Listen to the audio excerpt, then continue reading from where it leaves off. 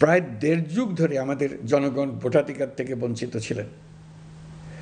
তারা আজ আসন্ন নির্বাচনে তাদের ভোটাধিকার প্রয়োগ করার জন্য উন্মুখ হয়ে আছেন।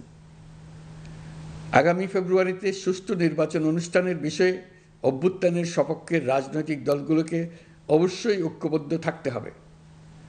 তা না হলে জাতি এক মহাবিপদের সম্মুখীন হবে। এই সম্পর্কে আমি আগেও একাধিকবার আমার আশঙ্কা প্রকাশ করেছি। ফ্যাসিবাদের বিরুদ্ধে 2024-এর জুলাইয়ে মৃত্যুর মুখোমুখি শির উঁচু করে দাঁড়িয়ে দেশবাসী যে ঐক্য গড়ে তুলেছিল, আমরা জীবিতরা যেন অল্প স্বল্প ভিন্নমত ও লঘু বিবাদে জড়িয়ে তার মর্যাদা ক্ষুণ্ণ না করি। 133 শিশু, শত শত তরুণ তরুণী, নারী পুরুষের মৃত্যু, হাজার হাজার মানুষের অঙ্গহানির যে আত্মত্যাগ, সেটিকে আমাদের সম্মান জানাতেই হবে।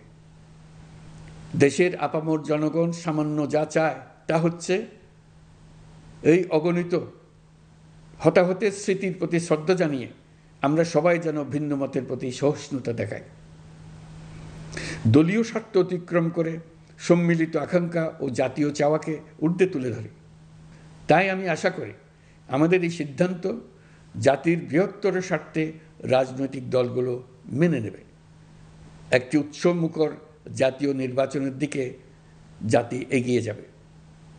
এর মাধ্যমে আমরা নতুন বাংলাদেশে প্রবেশ করব। আমরা নতুন বাংলাদেশ গড়ার দ্বার প্রান্তে এসে পৌঁছলাম।